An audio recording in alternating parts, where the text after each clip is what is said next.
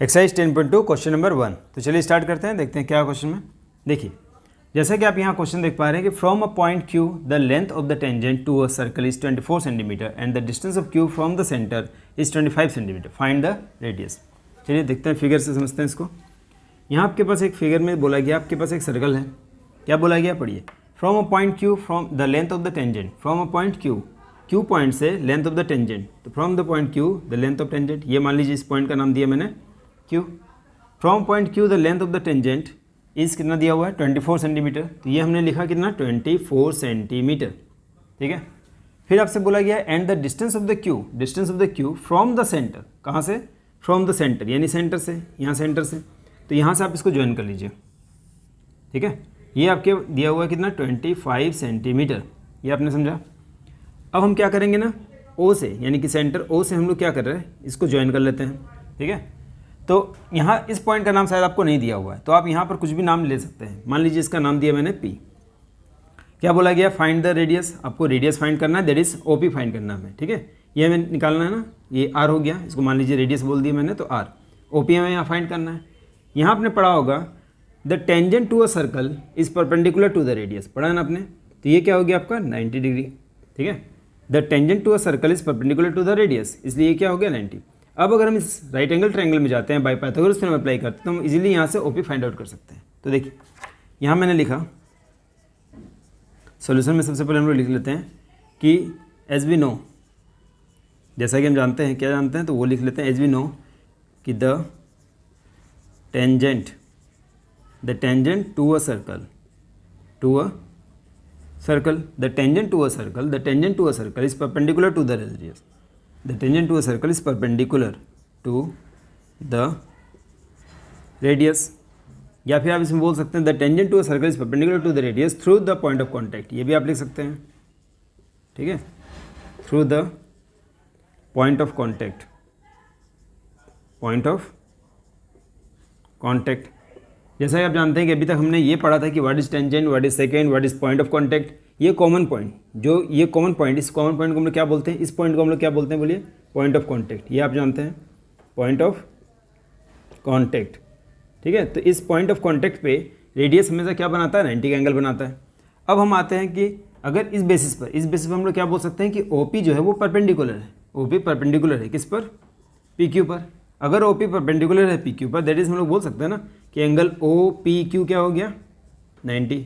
और अगर angle OPQ 90 हो गया तो इन राइट एंगल ट्रायंगल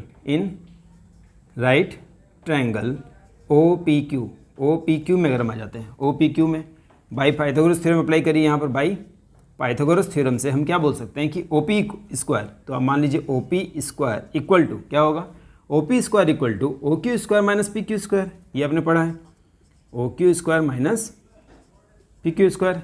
अगर यहाँ से स्क्वायर हट जाएगा, इस तरफ रूट आ जाएगा, तो यहाँ करिए, देखिए OP इक्वल टू क्या हो गया, under root OQ square minus PQ square. OQ कितना हमारे पास 25, तो यहाँ मैंने लिखा 25 का स्क्वायर, यहाँ कितना हो जाएगा 24 का स्क्वायर। PQ कितना हमारे पास 24 है, तो 24 का स्क्वायर, 25 का स्क्वायर कितना होता है 625, ये आप जानते होंगे 625, और 24 का स्क्वायर कितना होता है 576, है ना, 576। इसको मैंने सॉल्व किया, कितना आएगा 15 में से 6 को माइनस करते हैं, कितना 9, और ये हो गया आपका 11, यहाँ हो गया 4, यानी कितना हो जाएगा 49 का स्क्वायर रूट क्या होता है 7, तो ये हो गया 7 सेंटीमीटर, ठीक है। तो यहाँ आपको काफ़ी इजीली आप यहाँ पर निकाल सकते हैं। क्या किया हमने, सबसे पहले OP निकालने के लिए पाइथागोरस थ्योरम का अप्लाई किया, और इस तरह से हमने यहाँ से OP यानी रेडियस, दैट इज आप लिख सकते हैं ना कि रेडियस कितना हो गया, यहाँ पे एक लाइन लिख लीजिए, that is radius of the circle, या radius just radius is 7 centimetre, हो गया, ठीक है। चलिए नेक्स्ट क्वेश्चन पर चलते हैं। देखिए अब हमारे पास सेकंड क्वेश्चन है, क्वेश्चन नंबर 2। क्वेश्चन नंबर 2 में यहाँ आपसे बोला गया है कि इन फिगर आपको यहाँ गिवन है, if TP and TQ are two tangents, TP and TQ are two tangents आपके पास, आपको यहाँ दिया गया है with centre O and so that angle POQ, ये आपको कितना दिया हुआ 110 डिग्री। आपको यहाँ निकालना क्या है PTQ, क्या निकालना हमें PTQ, यानी दिस एंगल आपको फाइंड आउट करना है। देखिए सबसे पहले हम लोग क्या लिख लेते हैं, हमें क्या गिवन है कि एंगल POQ ये कितना है 110 डिग्री, ठीक है, गिवन है हमें। अब फिर यहाँ पर हम लोग वही थ्योरम अप्लाई करेंगे, क्या लिखेंगे, एज वी नो दैट कि the tangent the tangent to a circle is perpendicular to the radius, perpendicular to the radius, ठीक है, perpendicular to the radius through the point of contact आप लिख भी सकते हैं या फिर इतना भी लिखेंगे तो काफ़ी है। तो the length of the tangent to a circle is perpendicular to the radius, ये सबसे पहले लिखिए। इस बेसिस पर हम लोग क्या बोल सकते हैं कि OP जो है वो परपेंडिकुलर है किस पर, बताइए, TP पर, एंड यहाँ से OQ भी क्या होगा, परपेंडिकुलर होगा किस पर, TQ पर, ठीक है। यानी दिस एंगल भी 90 और दिस एंगल भी 90। अगर ये दोनों एंगल 90 हो गए हैं तो अब आप जानते हैं कि sum of interior angles of a quadrilateral में चारों एंगल्स का सम कितना होता है, 360। 3 एंगल्स का हम लोग यहाँ वैल्यू पुट कर देंगे और चौथा एंगल यहाँ से इजीली फाइंड कर सकते हैं, ठीक है। तो देखिए यहाँ मैंने लिखा, या इसके बेसिस पर आप क्या बोल सकते हैं, ये पहले आप लिख लीजिए कि एंगल OPT इक्वल होगा किसके, एंगल OQT के, and both are equal to 90 degree. इसको इक्वेशन नंबर 1 मान के आप यहाँ रहने दीजिए। अब आते हैं कि इन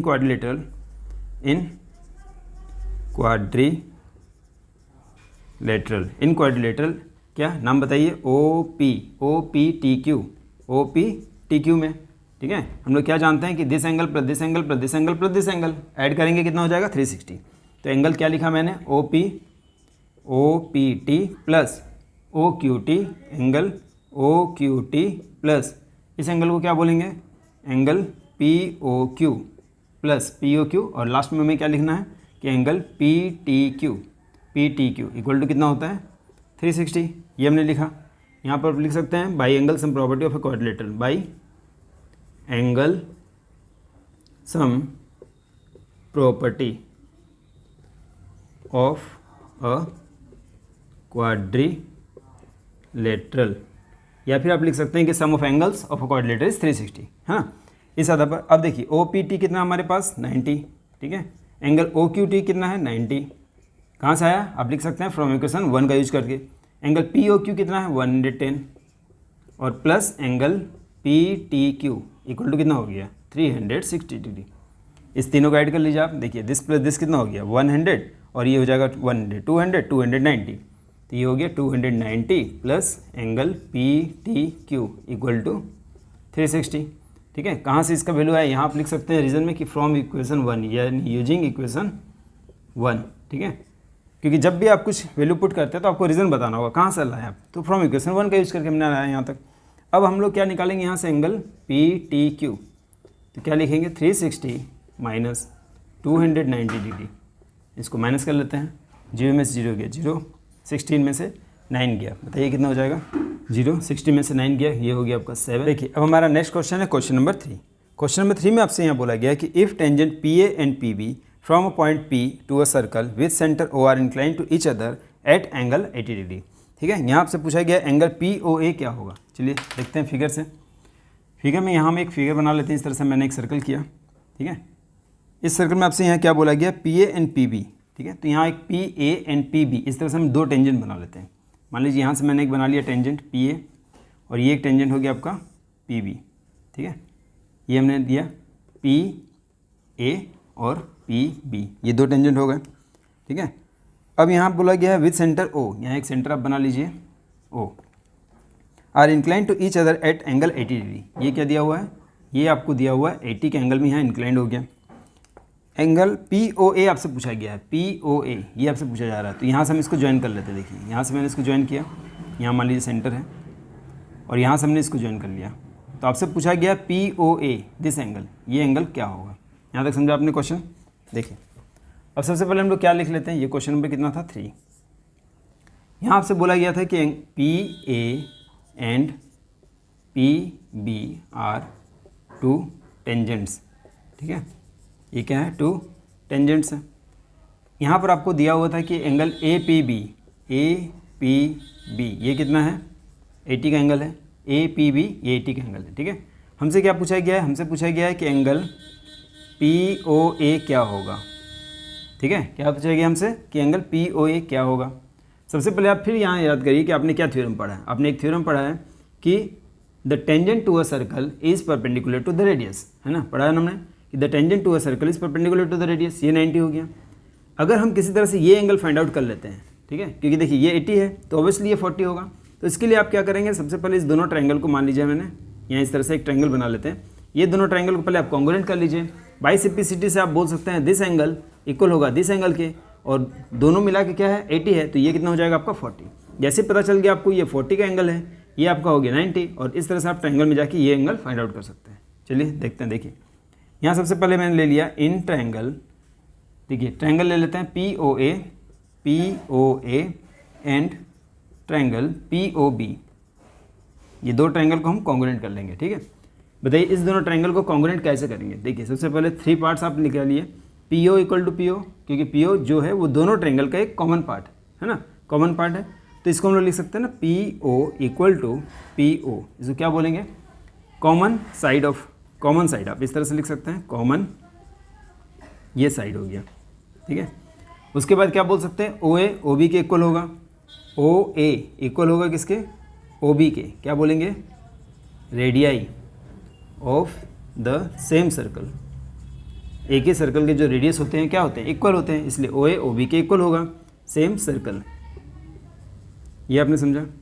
इसी तरह से देखिए थर्ड वन क्या होगा, तो PA इक्वल टू PB, ये भी आपने पढ़ा है कि length of the tangent from an external point, किसी भी एक्सटर्नल पॉइंट से अगर हम दो टेंजेंट इस तरह से ड्रॉ करते हैं तो ये दोनों टेंजेंट्स आपस में क्या होंगे, इक्वल होंगे, ठीक है। तो ये हम बोल सकते हैं ना कि PA इक्वल होगा किसके, PB के। रीज़न क्या होगा कि लेंथ ऑफ द टेंजेंट्स है ना, tangent from an external point, from an external point are equal, ठीक है।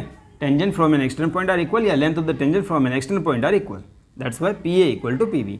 तो इन तीन के आधार पर तीन के बेसिस पर हम बोल सकते हैं कि this triangle is congruent to this triangle, triangle congruent हो गया, ठीक है। तो यहाँ मैंने लिखा कि ट्रायंगल POA कॉन्ग्रुएंट हो गया ट्रायंगल POB के, किस बेसिस पर, तो क्या किया हमने, साइड तीनों साइड्स के बारे में बात की है ना, तो बाई SSS है ना, बाई SSS कॉन्ग्रुएंसी या बाई SSS रूल। जैसे ट्रायंगल हमारा कॉन्ग्रुएंट हो चुका है, हम लोग बोल सकते हैं बाई सिम्प्लिसिटी से कि एंगल OPA, एंगल OPA जो है वो इक्वल होगा OPB के, एंगल OPB के, and both are equal to 80/2 that is 40 degree, ठीक है। 80/2 दैट इज़ 40 डिग्री। क्यों हुआ, ये हुआ बाई सिम्प्लिसिटी के आधार पर। सिम्प्लिसिटी बोले तो corresponding parts of congruent triangles, अगर ट्रायंगल्स कॉन्ग्रुएंट है तो उसके कॉरस्पॉन्डिंग पार्ट्स भी इक्वल होंगे। बस अब हमें इस ट्रायंगल में जाना है, दो एंगल हमने फाइंड आउट कर लिया है, तीसरा एंगल हमें निकालना है।